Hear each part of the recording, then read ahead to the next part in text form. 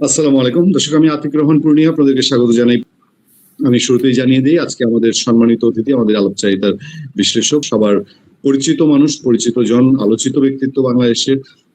শুধুমাত্র অন্তর্বর্তীকালীন সরকারের উপদেষ্টা হওয়ার কারণে না, তিনি বাংলাদেশের সাবেক নির্বাচন কমিশনার, তিনি গবেষক, লেখক এবং একাধারে নিরাপত্তা বিশ্লেষক, আমাদের সেনাবাহিনীর সাবেক ঊর্ধ্বতন সেনা কর্মকর্তা ব্রিগেডিয়ার অবসরপ্রাপ্ত সাখাওয়াত হোসেন।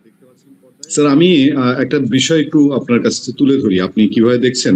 কারণ বাংলাদেশের পলিটিক্সটা আপনি অনেকদিন ধরেই খুব কাছে থেকে দেখছেন। এই আওয়ামী লীগের সময় 15 বছর বাংলাদেশটা আওয়ামী লীগ শাসন করলো। পলিটিক্যাল লোকজনের মধ্যে একটা খাই খাই ভাব থাকে, তাদের ব্যাপারটা এরকম যে আমরা দেশটা এখন খাবো।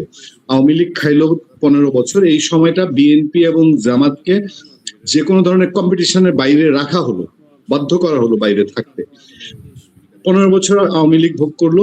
এখন কি আবার আওয়ামী লীগ বাদ আবার 15 বছর এই যারা এতদিন বঞ্চিত তারা এটাকে আওয়ামী লীগ বাদ দিয়ে, মানে দেশের একটা অংশ বরাবরই কি এই পলিটিক্সে বা শাসন ক্ষমতার থেকে পুরো বহুদূর থাকবে? এই বাংলাদেশ কি এভাবেই চলবে একটা লং টাইম? আপনার কি মনে হয়? না, আমি তো মনে করি যে কোনো বড় দল মানে পলিটিক্যাল পার্টি যদি নিজে নিজে নিঃশেষ হয়ে যায়, বাংলাদেশের প্রেক্ষাপটে আমি বলছি, নিজে নিজে নিঃশেষ হয়ে যায় দুনিয়ার সব জায়গাতে অনেক পলিটিক্যাল পার্টি আস্তে আস্তে আস্তে আস্তে সেই পলিটিক্যাল পার্টি থাকে না। ধরেন আমি যদি বলি ভাসানী সাহেবের ন্যাপ একসময় তো বেশ যথেষ্ট পপুলার ছিল এবং মুসলিম লীগ, মুসলিম লীগ ছিল, মুসলিম লীগ ছিল, ন্যাপ ভাসানী ছিল। ন্যাপ ভাসানী তো একসময় আপনার ভালো, এখন সেগুলো আস্তে আস্তে দুর্বল হতে হতে শেষ হয়ে গেছে। এখন আমাদের দেশেই তো অনেক অনেক দল যেগুলো দুর্বল হতে হতে শেষ হয়ে গেছে।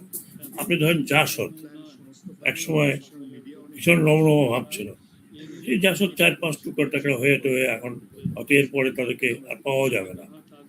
কিন্তু বড় কি 2-4টা দল যেগুলো সেগুলো থেকে যায়, সেগুলো থেকে যাবে। এখন ইলেকশন যদি প্রপার হয় এবং ইলেকশনে যদি সবাই অংশগ্রহণ করে, তাহলে 15 বছর থাকবে না 5 বছর থাকবে সেটা আপনি বলতে পারছেন না। 15 বছর যারা ছিলেন তারা কিন্তু প্রপার ইলেকশন হলে 5 বছর টিকতেন না, 5 বছর টিকতেন না। একটা অল্টারনেটিভ একটা পর হতো, তাহলে বাংলাদেশের এই অবস্থা হয় না। কিন্তু আপনি যদি ইতিহাস আমাদের যে শিক্ষা দিল, জোর করে যদি আপনি থাকতে যান, আপনি যত পপুলারিটি নিয়েই আসেন না কেন, আমরা 5 বছর মধ্যে এক্সপোজ হয়ে যায়। আজকে ধরুন মাননীয় প্রধানমন্ত্রী বা উনি ওনার পার্সোনাল এক্সাম্পল সেট করছেন, কিন্তু আমি যদি বলি এই কিছুক্ষণ আগে দেখছিলাম যে একটা পার্টিকুলার উপজেলা পার্টির মধ্যে মারা হয়। আপনি কি মনে করেন যে এখানে আওয়ামী লীগ যেভাবে টাকা কামিয়েছে এই পার্টিতে লোকজন নাই এটা করার জন্য? অলরেডি সাইন অ্যান্ড সিম্পটম দেখা যাচ্ছে, এখন সেটা কতখানি কন্ট্রোলের মধ্যে থাকবে এটা এখনো তো আমরা বলতে পারি না। আর আমাদের দেশে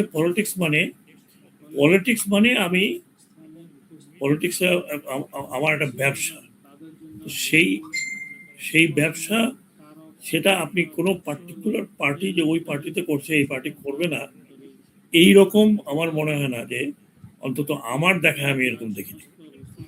কিছু কম হয়, কিছু বেশি হয়, কিছু কম হয়, কিছু বেশি হয়।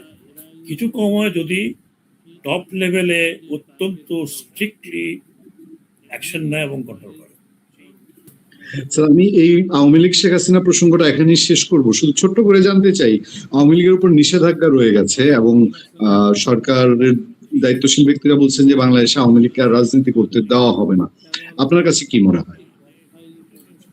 এটা গভর্নমেন্ট, বর্তমান গভর্নমেন্ট বলেছে ঠিকই, কিন্তু আপনি লং রান একটা পার্টিকে এভাবে বন্ধ করতে পারেন, আপনি পার্টি শুদ্ধি করতে পারেন। শুদ্ধি মানে আমি যদি বলি, যারা অন্যায় করেছে, ঘোরতর অন্যায় করেছে, এই অন্যায় যদি বলে আমি অন্যায় করিনি, নিশ্চয়ই করেছে না, এগুলো পরিষ্কার, এটা নিয়ে আমি আর কথা বলতে চাই না। এতগুলো লোক মারা, আচ্ছা ঠিক আছে 1400 লোক মারা নাই গেল, 100 লোক তো মারা গেছে। একটা লোক তো মারা গেছে। হুকুম তো দেওয়া হয়েছে, এগুলো তখন ওপেন লেথাল ওয়েপন ইউজ করা হয়েছে। যেই ওয়েপন পুলিশের কাছে থাকার কথা না, সেটা তাকে দিয়ে সেই ওয়েপন দিয়ে সজ্জিত করা হয়েছে এবং সেগুলো অকাতরে ইউজ করা হয়েছে। এখনো তো ভিডিওতে দেখা যায়। কাজে ওইসব লোকের রাজনীতি করার কোনো অধিকার আছে বলে আমি মনে করি না, যদি পরিষ্কার করতে হয়। মানে একটা পার্টিকে ডিসাইড করতে হবে তারা কি তাদের ওই রকম ভাবে থাকবে না অন্যভাবে থাকবে। যদি সরকার ব্যান করে থাকে পার্টি, কি কারণে করেছে সেই কারণটা আপনি শুদ্ধিকরণ করবেন কি করবেন না, না আপনি ওরকমই থাকবেন।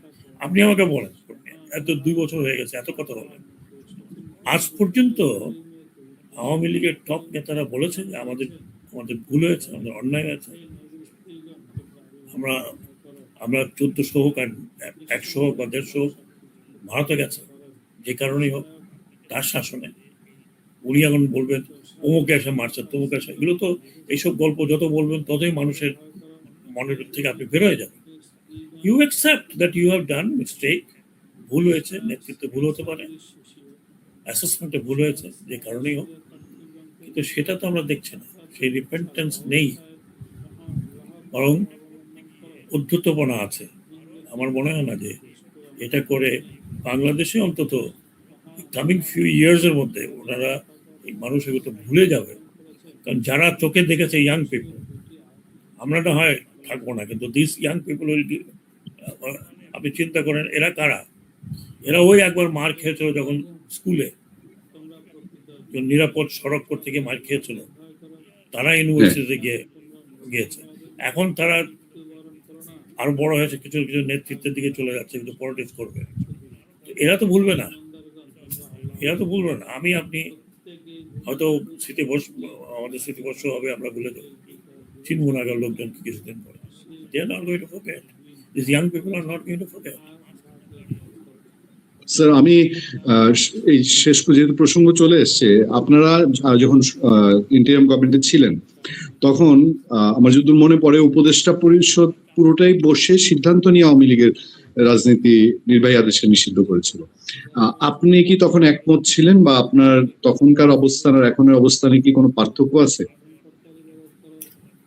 ক্যাবিনেটে ছিলাম, কাজে বলতে পারবো না, এটা বলা উচিত হবে না যে আমি একমত ছিলাম কি একমত ছিলাম না। কিন্তু আমার যতদূর মনে হয়